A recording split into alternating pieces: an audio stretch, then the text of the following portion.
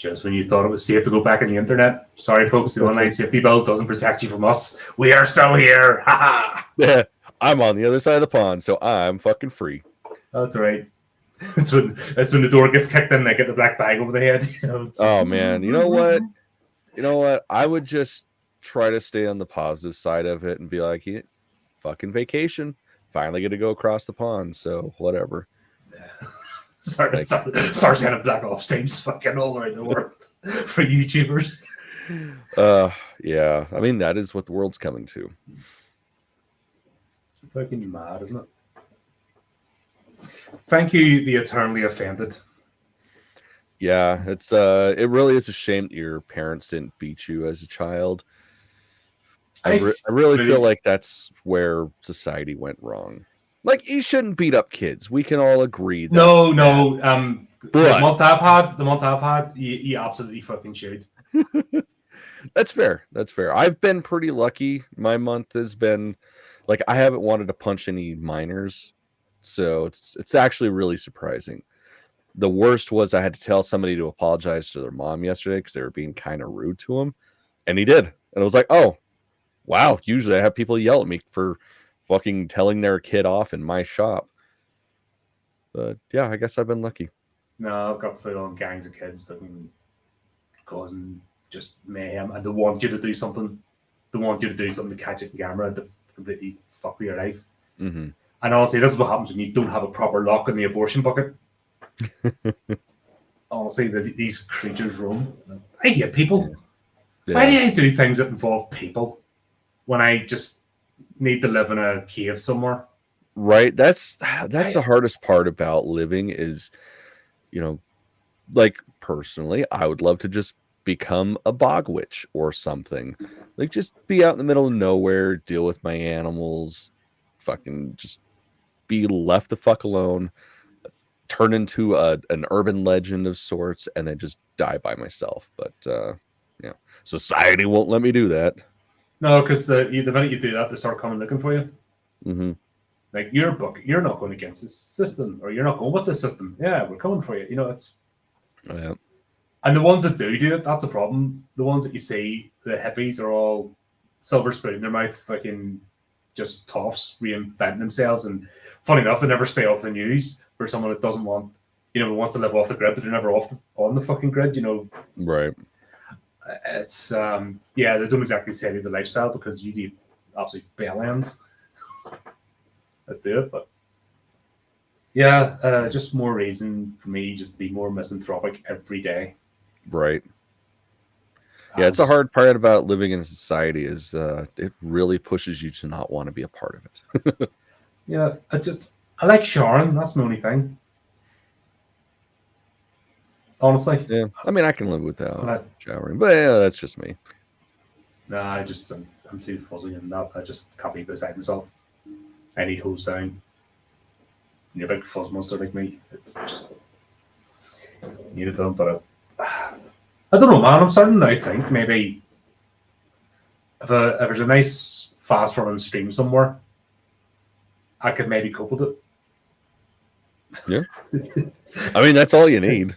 Yeah, that's it. Fast flowing stream, just enough that everything washes away. Or yeah, you just make sure you pay attention. Like, this is the line. Like, from this line this way, this is where I drink. From this line this way, that's where I wash my ass. Yeah, really simple. Or would you have different bits of the stream? Would you like dip your balls in one part? Would you have like a special rock bowl for dipping your balls in? I feel like I would just be taking a bucket and just dumping it on myself, and that would be like the extent of it. No, I'm thinking about it, like just squatting and letting the water just trickle over there. That'll be all right. Actually, see if you want to just wind down. I reckon that'd be all right. I mean, it's just nature's bidet is all. Yeah, that's why basically somebody obviously twigged on that. Oh, we just lost whoever was watching.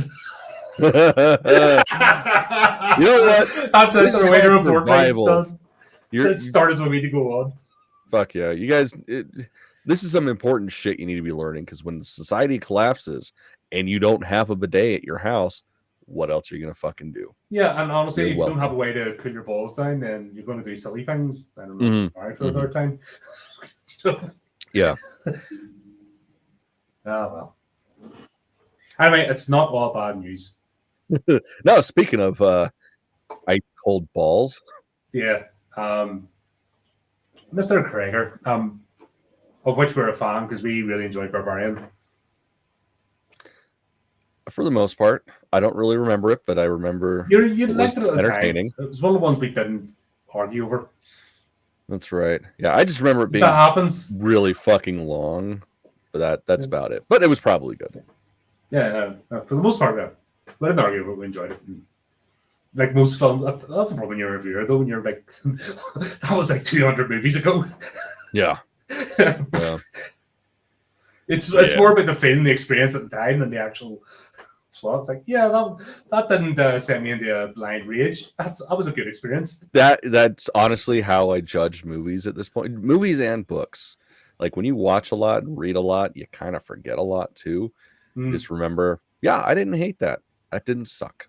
Yeah, that's it. That's kind of the point. And then stuff rattles right in there, and somehow it comes out in different ways, inspiration or whatever. But anyway, he's I've heard of this before.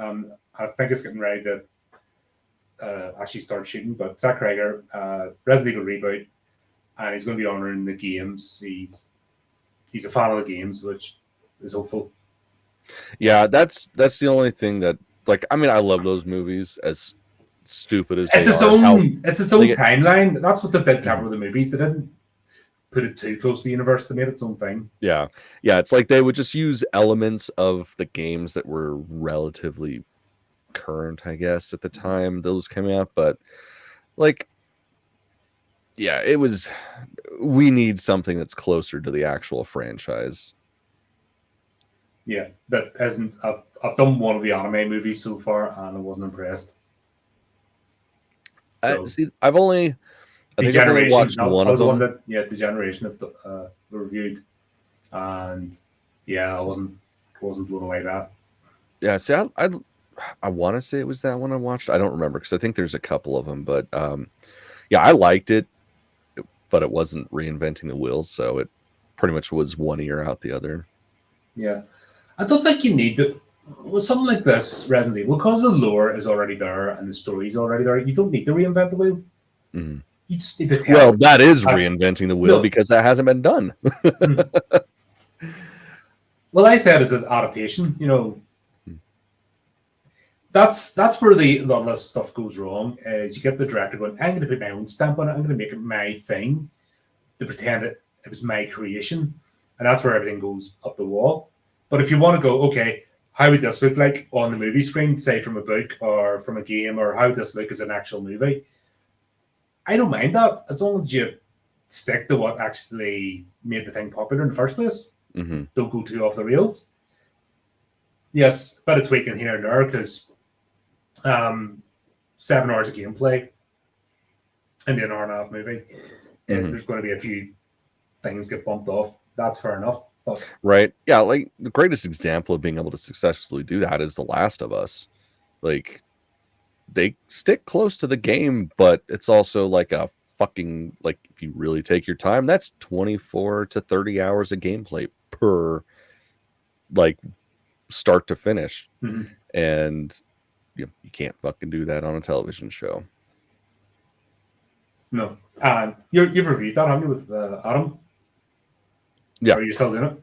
Yeah. Well, no, we finished the last season, but yeah, we've been reviewing that. Yeah. How long did yours? 2 seasons of that, isn't there? Mm-hmm. Yeah, there's a third one coming to finish out. Well, I'm assuming to finish out The Last of Us Part 2, but yeah, we'll see, because that's something they could easily do like 3 or 4 seasons just to cover the entire story of that one game. Yeah. Oh, talking of television series, I didn't even get past the first episode of the Resident Evil one. I didn't even finish the first episode because like halfway through or 20 minutes into it, it turned into a fucking teen high school thing. That's why I didn't bother, because that's literally what everybody has said. Yeah, the off switch just went done. Like, here's the thing. I love, like, if, like, I don't ever feel guilty about anything I like, but if I had a guilty pleasure, it's shitty television. Like, yeah, I'm a fan of shitty reality shows. Just anything that's garbage. It's like, there's no nutritional value at all. It's just stupid people being stupid. I can get behind that. But yeah, that was one where it's like, don't cross the streams. Like, I can't do that. Yeah. Nah, so yeah, that was me. And so like I was going to review it and I couldn't even bring myself to do it. Like, no. That's rough. Especially Like, with no. some shit that we've reviewed. Yeah, exactly. And you just got that point, no, I can't do this. Sorry. I'm gonna hurt myself. Right. But yeah, I love the games. He told comic book. I played all the games. Played Resident Evil 4 100 times through. I'm obsessed with it. So I just want to tell the story, the physics, honoring the experiences you get when you play the games. He hasn't seen the movies. He says not his thing, but interesting for a film director not to watch films. Yeah, that's like, it's because admittedly the first one was pretty good. Second one was all right, and it does kind of go off the rails from there. So I understand people not watching past the second one. I mean, I've watched. I like the third one. I like the third one too. I honestly like most of them, but yeah, it's pretty fucking bonkers. Yeah, the final chapter was strange. I don't know what they were thinking about that. Yeah, I think that's the only one that I haven't seen. Was... Or wait, I don't remember the chronology of that. Nah, they're on the channel anyway. Gus and I've done them, so it's all fun. But yeah, once again, you took it how it is, and it didn't try to. Well, I've said this before. It's about the intent, isn't it? If you feel like the person's trying to entertain you, you're going to go along with it. Mm-hmm. If you feel like they're not trying to entertain you and they're trying to preach to you or don't give a shit or just cashing something in thinking you're stupid, that's where the resentment comes in. Yeah. When you feel like somebody's trying to entertain you, you can forgive a lot. Well, especially if they are actually entertaining you. Yeah, that's the thing. But it's that, it's that intent. I mean, the actual entertainment as well, but that intent behind it tends to follow through into the product anyway. Mm. Yep. I like this. That's actually quite true. There's a moment that comes from every moment in every Resident Evil game where you find yourself standing in the mouth of a dark passageway, one shot and the gun is left. You know that something horrible is waiting for you in the darkness. That awful moment where you have to will yourself. That's something that every Resident Evil game has perfected, and it's kept me and millions of other players returning to the series for decades. That is the atmosphere of the games. Mm-hmm. And there is that, oh shit. Or if you're like me playing Resident Evil 1, going, stab the zombie, you've got a big knife. Why am I? Oof. Yeah. I'm always trying to start this series over, like, from the first game.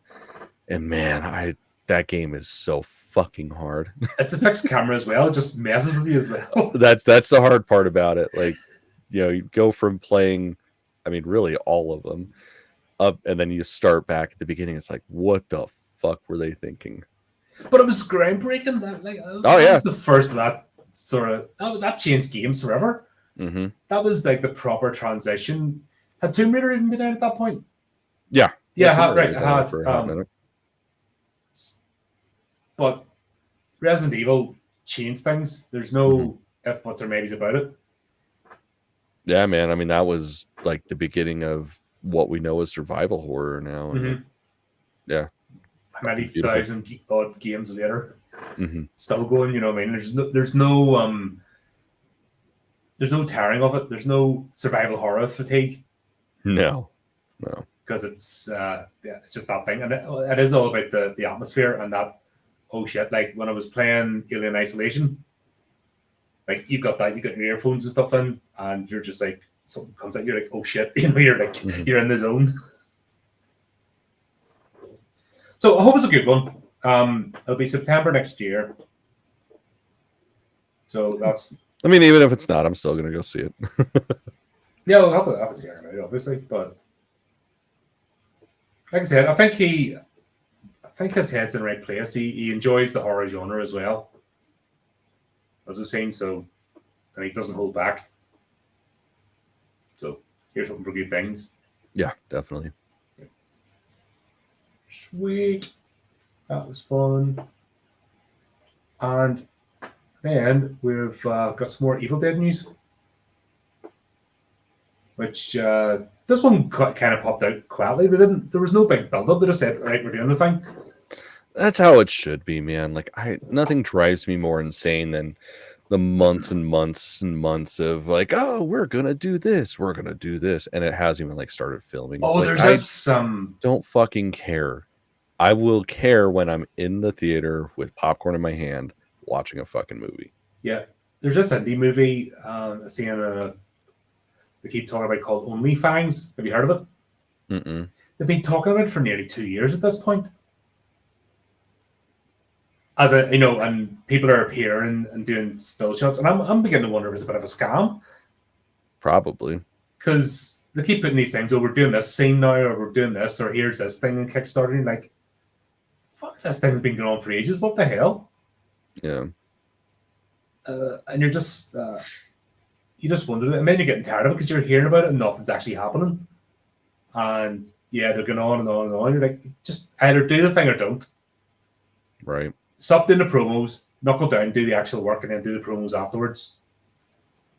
Yeah, there's a novel idea. Yeah. So I mean, typically when people do shit like that, it's because they don't have financing and they're trying to get, just different people to finance by like, oh, well, look what we got. Clearly, we know what we're doing. But so if you gave us some more money, we'd be able to do it. Then it's having the opposite effect.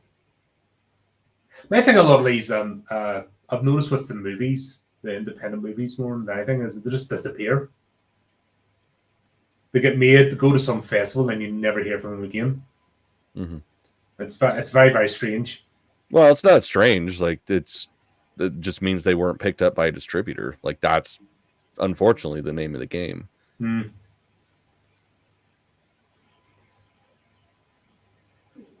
I just think in today's age, there's a way to get it out there. Well, there is, because anybody can put shit on YouTube. Go figure.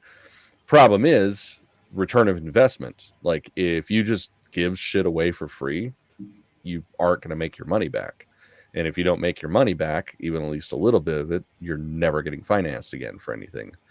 So it's almost better to have something just kind of die off into non-existence than to give it away for free and go completely into the negative. Because like at least if something isn't like widely released, that's a tax write-off. Oh, there's my clear loss. But if you give it away for free, then there's no write-off in that.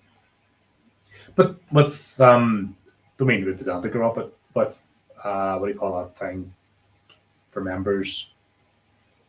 Paywall, paywalls. What's that other one? Patreon and stuff like that. You can put it behind paywalls.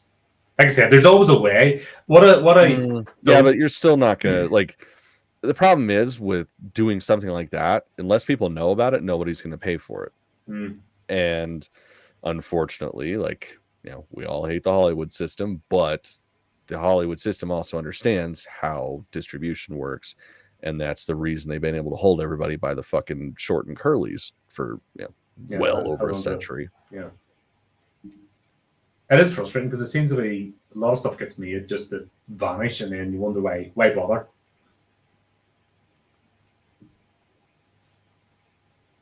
Because then if it disappears, how's it on your CV?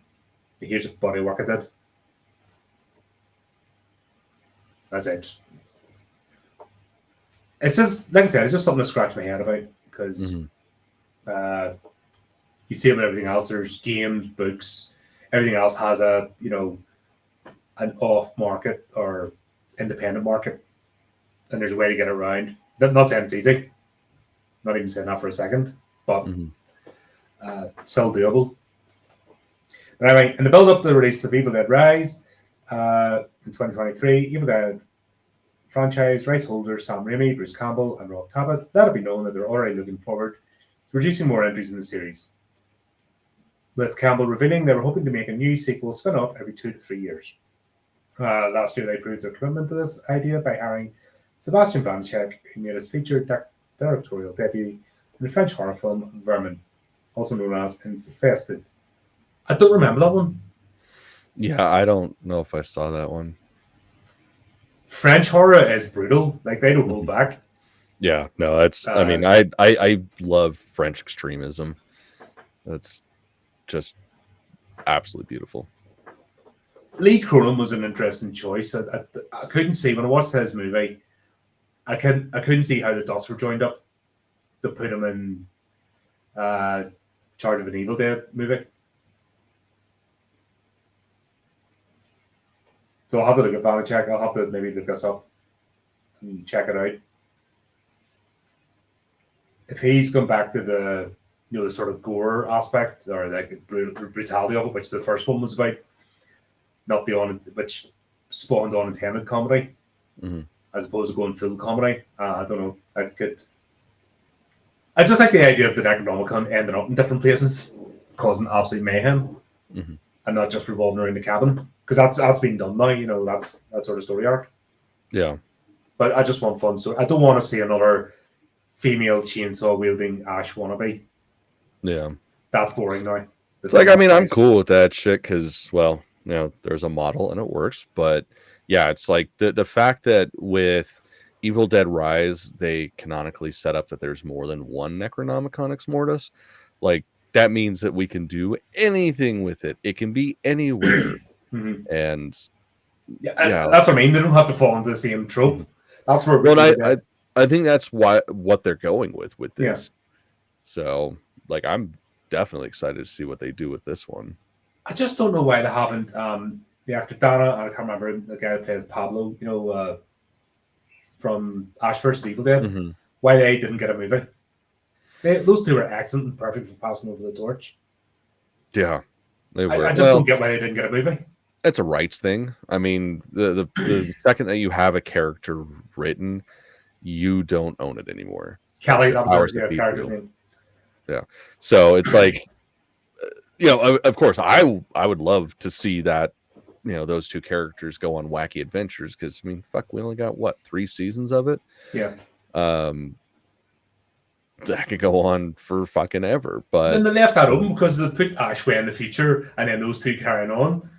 And dealing with the, there's loads of stuff they could do. And they were great characters. They're actually, you saw their character progression and development throughout the series. Yeah, it's a shame because I was always kind of hoping that was going to happen. I mean, that's kind of what it felt like it was ultimately leading to. Like if those two had turned up, at the aftermath of the high-rise building, investigating, but just got there too late after it all went down. That would have been a great teaser, but say that I don't want to see another female Ash wannabe. I don't want to see another chainsaw. If you're going to tell a different story, tell a different story. You can still keep it with the theme of the Deadites and still not lose anything from the franchise. Just stop, have a bit of confidence, I think, is what I'm trying to say. It's almost like they have no confidence. Oh, we've got to do this because fans like that or they know that.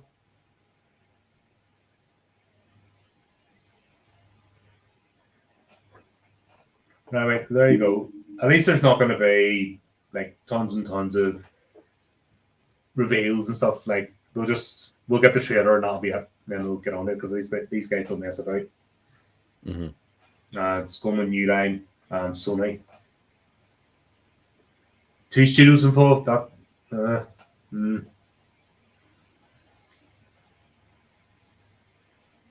how it's going to work.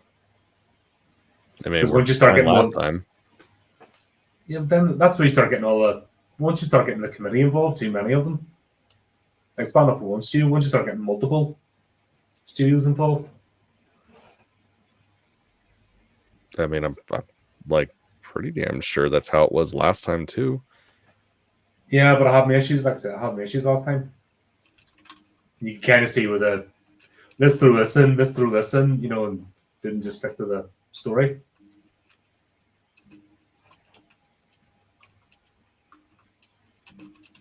It's all about the books now. How many books are there? I haven't the slightest idea. Are they talking about graphic novels? I know there's a few graphic no. novels. I don't think there's actual novels. Oh, there's books for everything.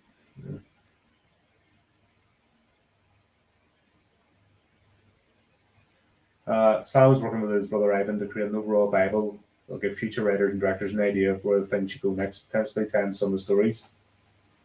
Well, that's a good idea. You mean like a lore master? Like any franchise should have? Mm-hmm. Something they actually refer to so it doesn't go off the rails? Right. Yeah, it's almost, like how Star Wars was before Disney bought it. You love it. One day I'll get through a stream without that shitty franchise getting mentioned. No, not if I'm on here. I don't know. Chris can't help himself. It's like holding a fart with him. Steve just does it to wind me up. So there you go. Let me say it's going to be next year. Well, I'm going to get you. Oh, sorry. July 2026. There you go. Everything's got the plan for next year. Looking good. Yep, I will definitely be going to see that. Yep. There you go. We're going to finish writing quickly. It's one of those days. Yeah. I think I'm like, don't arrest me. Don't arrest me. Don't arrest me. Yeah, it's so fucking stupid. Dear. Who gives a shit? Anyway, I suppose we'll check out a new release that involves our good friend Calvin. Yep. Let's do this. Let's do it.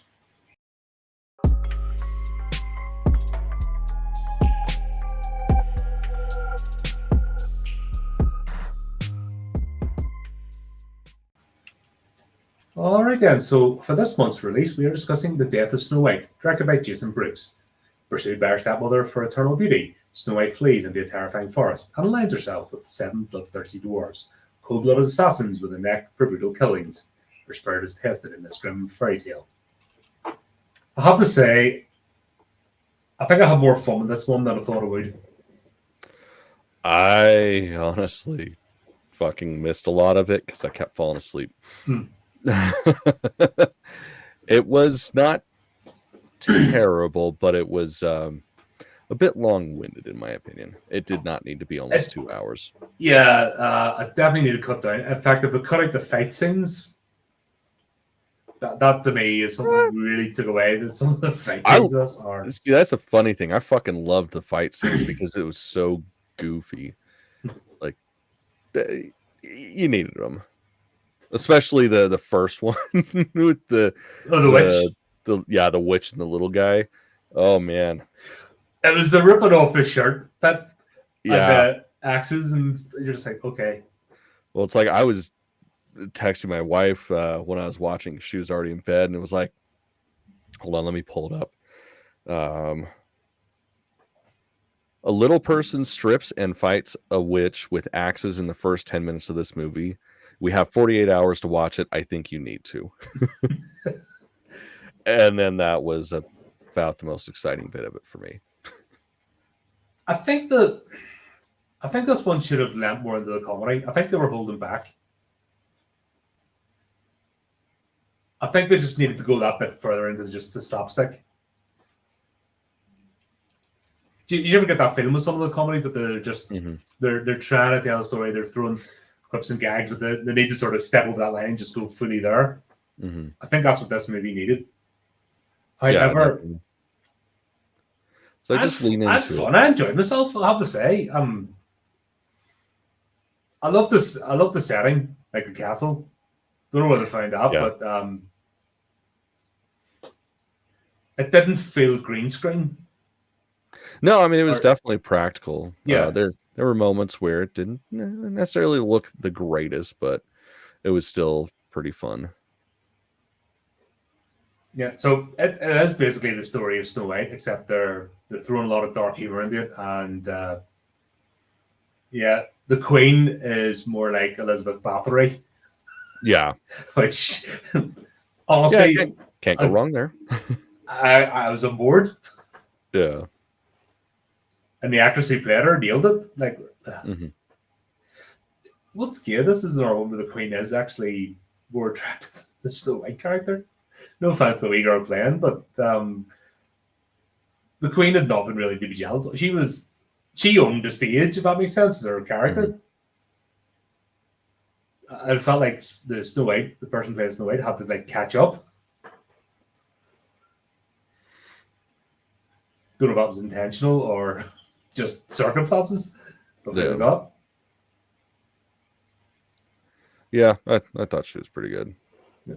I mean, really, like I thought the entire cast was pretty solid. Yeah, they all gelled together. It worked. Nobody felt out of place. There's not that one. You know, when you get that one character, like, what the hell? I wish they'd hurried and get killed already. Mhm. Or what are they doing there? Or they're just making comment. No, to me, it was even the two playing the Brothers Grimm. When you twigged on what they were about, you even forgave them because they were the only two that had the potential to be a bit jarring, but they weren't overused. So that's what made the difference. Mhm.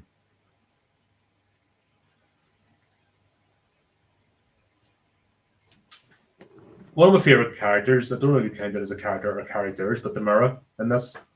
Oh yeah, no, that is hard to say, but yeah, I thought at first I was like, this is an interesting choice, but yeah, they definitely grew on to me. Yeah, it's funny how you're sort of looking, but by the end, I wanted to jump in. Like, Well, that's I what the mean, party is. I wanted to jump in to begin with, but yeah, that's just me. But no, like at first it's like, all right, so here's their excuse to have some nudity. I mean, cool. I'm No complaints here. definitely not going to bitch, but once you realize that they're actually a good part of the story that's going to progress the insanity of the witch, like, oh, okay, no, I like these guys. Yeah. And that was the thing. That's the only other one I've seen is. Do you remember the one with Sigourney Weaver? Mm-mm. It's Ancient of Ancients. I need to think out it again. Hopefully, it's still as good as what I remember it. But actually, playing a Dark Queen, you know, she plays the role so well, and it's actually insanity. You know, it's not to do with Snow White. It's her. Snow White could be anybody, and it's just her psychosis. Is that she's never going to be happy or satisfied anyway? That's just the type of her. Mm-hmm. And if you've got her plan to marry into a bigger kingdom, that wouldn't be enough for her. You know, just one of them people is perpetually empty and Yeah. can never be filled. They really played that well in this. Yeah, that definitely comes across in this. Well, especially in the like towards the end of the film where she's getting all stitched up and her nails ripped off. Yeah, Excuse me. Like she's literally not happy with anything to the point of, a bunch of bodily mutilation. it reminded me of The Substance. The way that just went to the nth degree. Hmm. If you haven't seen that, No, I haven't seen it. it's worth a watch. That's what I've heard. It's just, I mean, basically my problem is if I don't see something in theaters, I'm probably not seeing it. Mm-hmm. Well, it's worth a gander anyway if you ever find yourself because it is that's another character piece. I mean, it's Demi Moore and Margaret Qualley and basically fighting with themselves. They're both the same person, Mm-hmm. and it's just you can have everything and still have nothing, but could never be happy because that's just the way your brain's wired. It's a good thing. It's a good trope to play with. And once you realize that's the case, then you're like, oh well, this person needs to go, sort of thing. Mm-hmm. The bits that it took a while to get there with the intro. Then we get this whole scene in the courtyard, so to speak. Mm-hmm. And Snow White going about proving she's a princess of the people and all that kind of stuff. And Yeah, by starting off with executing somebody on accident. Well, accidentally executing somebody prematurely. yeah, she was meant to do it, and then whoops. I think that was the minute I realized this was like a dark comedy sort of, all right, okay, grab a big pinch of salt. This is how we're taking this one. Yeah, yeah, that was pretty funny. But it just went on and on. They could have cut out a lot of that stuff. I mean, I think it made it tighter. Like, I want to agree, but also it was building up, I guess, sort of the chemistry between the two characters, Prince Charming and Snow White. And it gave us a good, solid introduction of the rest of the cast that was going to be right around those two. So it was long-winded, but I feel like it was necessary. Yeah, it just tightened up. Like I said, tightened up because there's definitely elements that goes on for too long. It just gets stretched out that wee bit too much. And honestly, there's too much good stuff in this. Like, it's enjoyable. Which, being nearly 2 hours long, like you said, would just take away from it. I like the idea of like the medieval Stasi, the huntsman. Basically, they're bagmen. They're going out and just grabbing people. I think that even that whole scene took a bit too long. Maybe a few whispers about how people go missing or something, and have the sort of tension there that this was happening. I think it's around about this area, up until she goes into the dark wood. It's where the movie sort of slows down and just needs refined.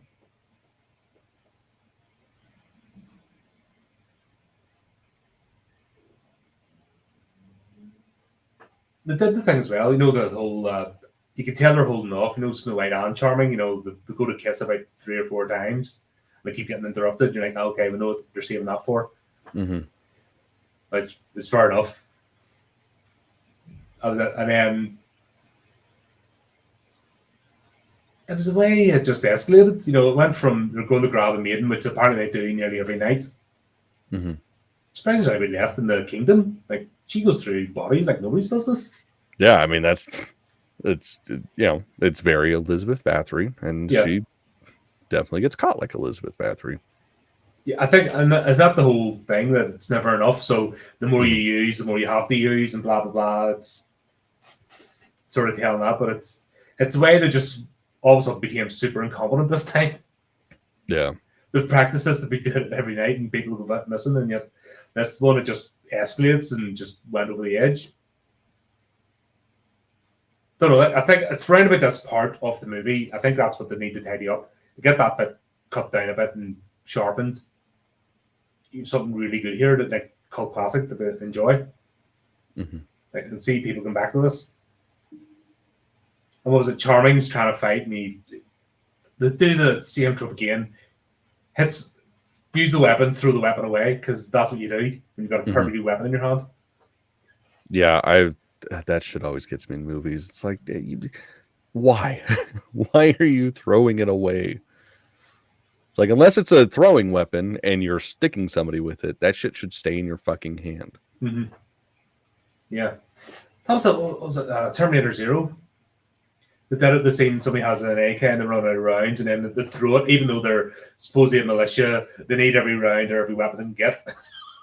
You're like, you kind of need that.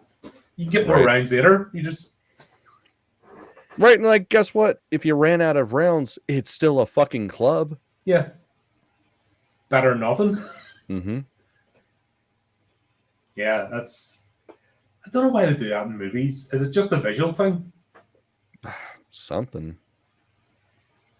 Yeah. Gunner was an interesting character.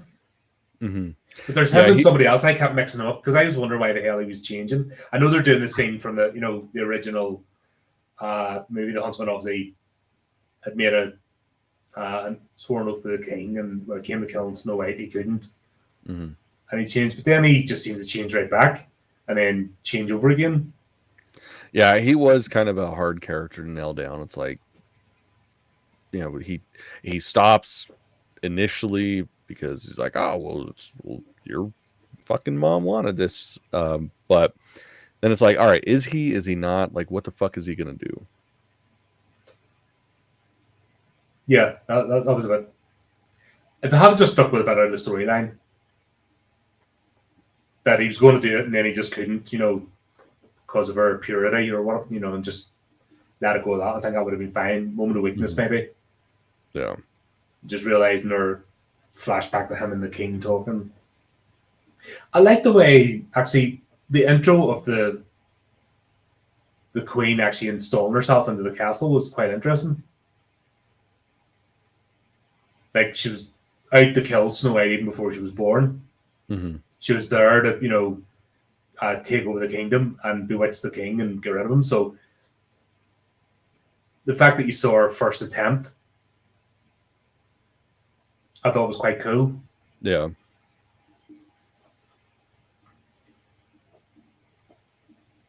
Then I really liked it. See when we meet the gang of dwarves for the first time.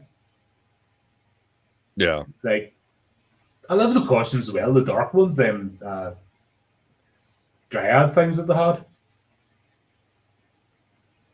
Like they did well with the sets here and the costumes and like the practical stuff. Yeah, it was pretty good. I mean, there were moments where it's like you could kind of see the seams, but it's like in fantasy shit like this, I feel like that's totally excusable. And it's like just a hair past reality, so it just heightens the fantasy of it more. Mm. Yeah, I really dug the sets. Yeah, and then this sense of humor they have all the way through, like splitsies, like they're absolutely just bloodthirsty maniacs. Like it's not doing it out of necessity; they actually enjoy what they're doing. Mm-hmm.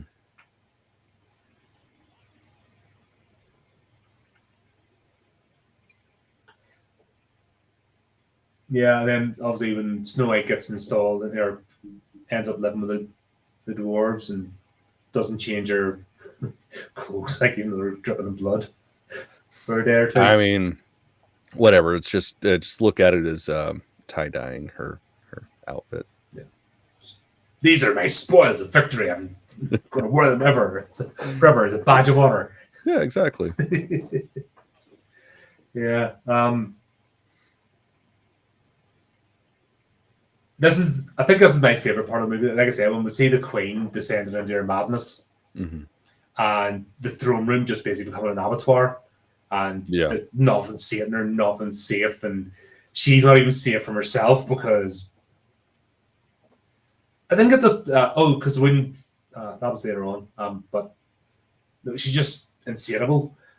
But imagine being one of her handmaids and being that stupid that you're going to kiss the husband, like in the same room. Because that's you'd be on your P's and Q's, man, your best behavior, wouldn't you? Like you would not even look at anybody. That would be, and the thing is, a handmaid's that played it quite well of being an eternal fear. That you knew one would be next, and it's not going to be quick. Yeah. You definitely don't want to slip up because then you're gonna be in that bathtub with her. Yep. That's one of the kinder ones. Was it though? Because I don't know. Get your eyeballs like when they're pulling that fucking body out and it's like half there and half not. It's like I feel like getting destroyed from the waist down isn't really that pleasant. There's no nice way to go. Let's be honest. If you're around the Queen, there's no nice way you're going. That is true. And I think that was the point. So that scene where she's kissing the husband, you're like, are you fucking stupid or what? You deserve your fate, wench. Mm-hmm. Even the guy comes back, because the dwarves release him to send a message back. You better just let them kill him. Mm-hmm.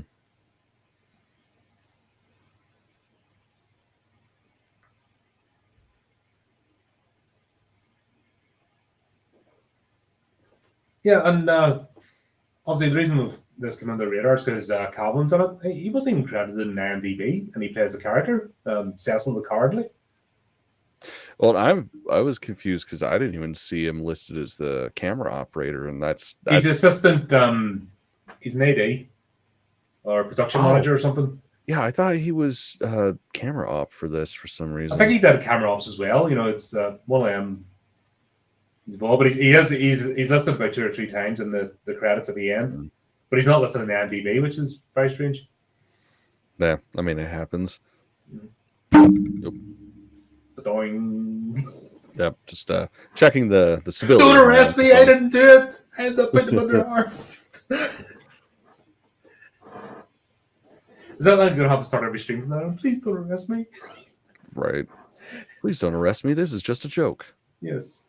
Have to put like quotation marks and stuff and do hand signals. Yeah. Oh dear. But yeah, I love that, like the whole bit with the Queen and Snow White's not even there, and it's just you could just tell this is going like she is just going off the rails, and like it won't be long before children and babies and everything's going to end up in that thing of just hilarious. Mm-hmm. And then this is the other bit, obviously the side. Or she decides she's going to take care of matters herself, and then we go back to the scene where she goes as the old woman. Mm-hmm. I like the way I did it differently. That's Snow White isn't playing ball, so she's like, "Fuck you, don't." That was a good magic scene though when she was transforming. When she got the table and started doing her spell and that there. Once again, well done. They did the magic. I like the magic in this more than the fight scenes. I think that's something that like the managed to get the sort of visuals and that for and the feeling. Yeah, I dug it. The battle scene though, when they actually decide they're going to go back and retake the castle and basically take the Queen down, that went on a bit. So that bit at the start. All of that shit. It was almost like it was in slow-mo without being in slow-mo. Yeah, everyone was like, and 1 and 2 and 3 and 4. I think that could have been done more cutscenes. Sort of, because it did that a bit at the start. You know, that you sort of see the flash and that there, not actually the action, but it's like this was like patty cake, go through the, and it just took forever. And also, why did they have these magical exploding dart things that literally made people blow up? Yeah, I was pretty confused on that. Like, I felt like, fuck, did I miss something? Like, and the fact that it pierced the armor. Yeah, like that's pretty fucking gnarly. Yeah, they didn't save any of those for the Queen. The person you might have needed them for.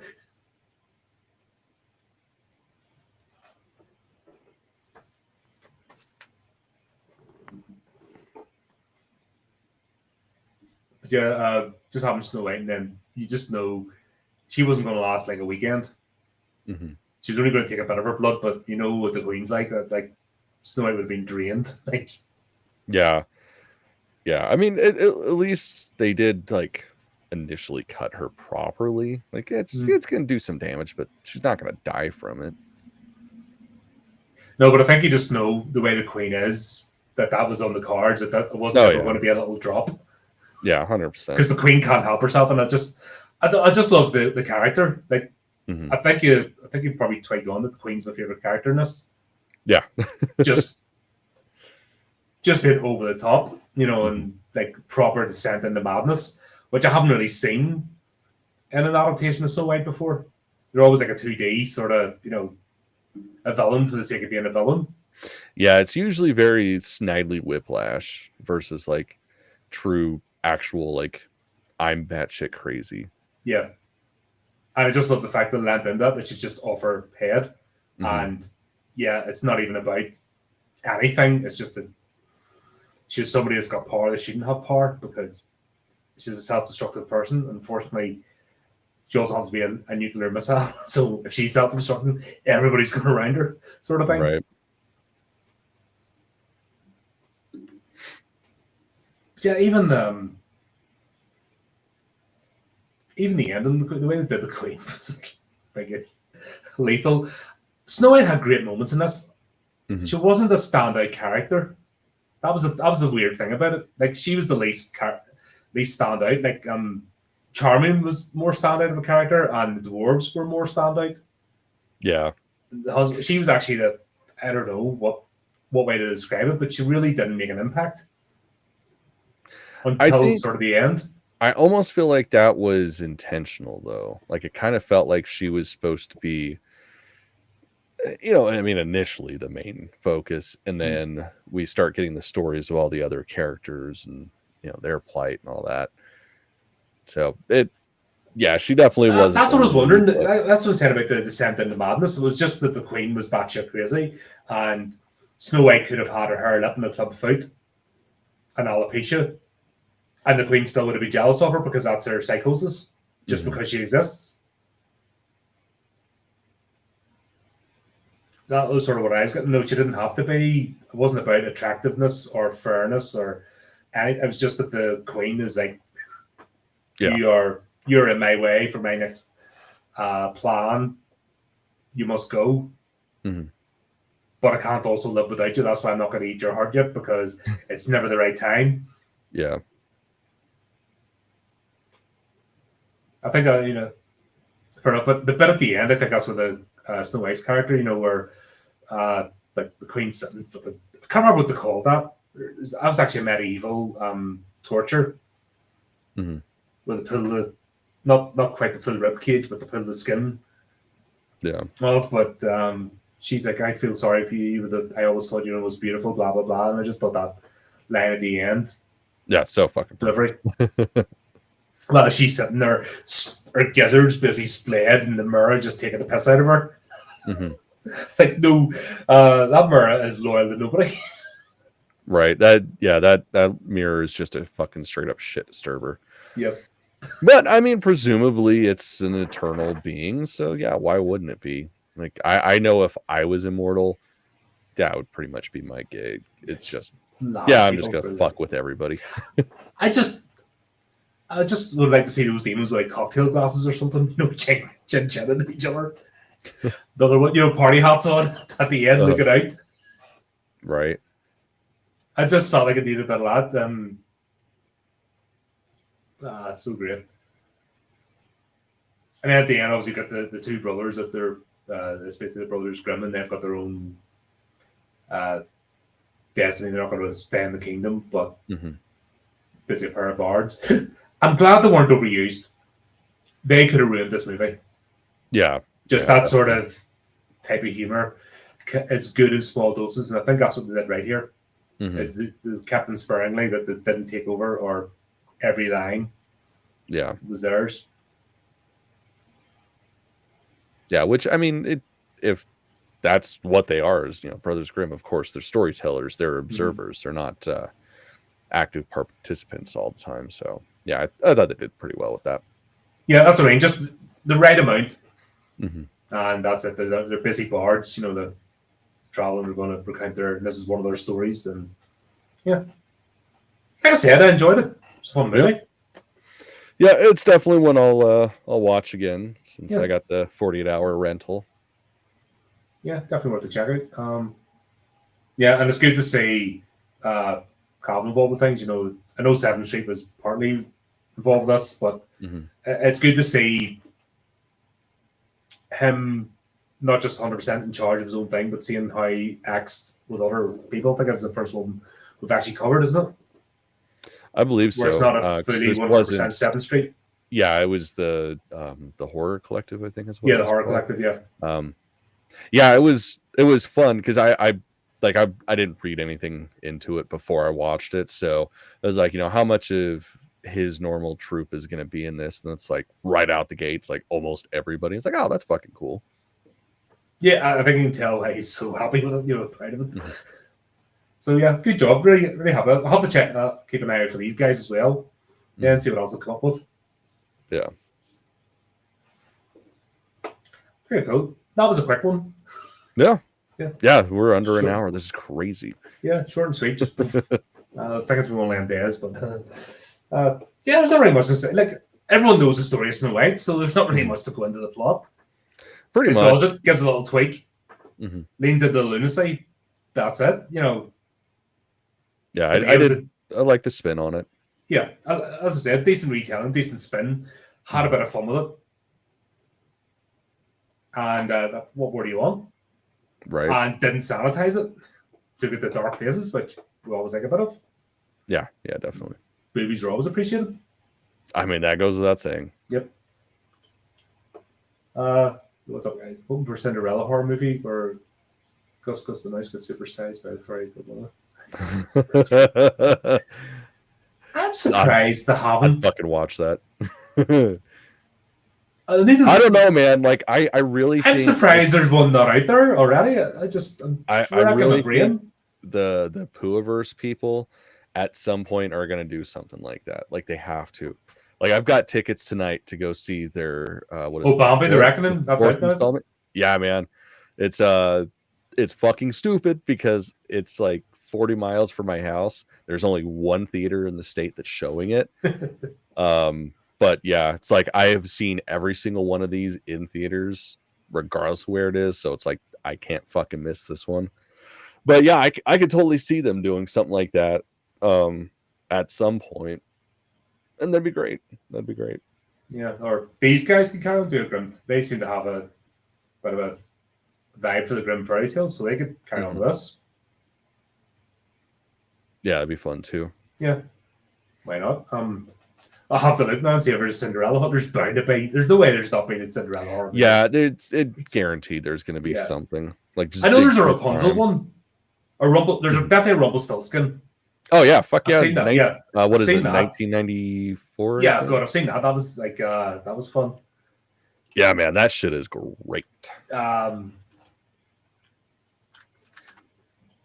Right, 95. Fucking Disney movies, you silly bastard. That's me getting arrested now. Thanks, Chris. I'm getting arrested now. Fuck you. That's it. The door's going to knock in a minute. The friggin' getting black bag over the head. Right. They're not Disney movies, you fucker. They're original Germanic fairy tales. Disney just stole them. Fucking. And made them very, very safe for kids. Yeah. Fuck off.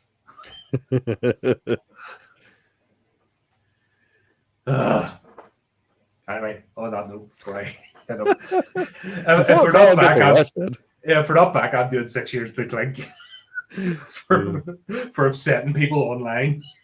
Fuck yeah, PC police are coming, man. Yeah. Woo, woo, woo, woo. I don't know. If you want to help me bail, obviously Horrific Tales Volume 3's out now. So pick it up. I might need it. I might need the income soon. So there you go. Until next time, update my channel. Do the technical things. And remember to keep it creepy. Keep it horrific.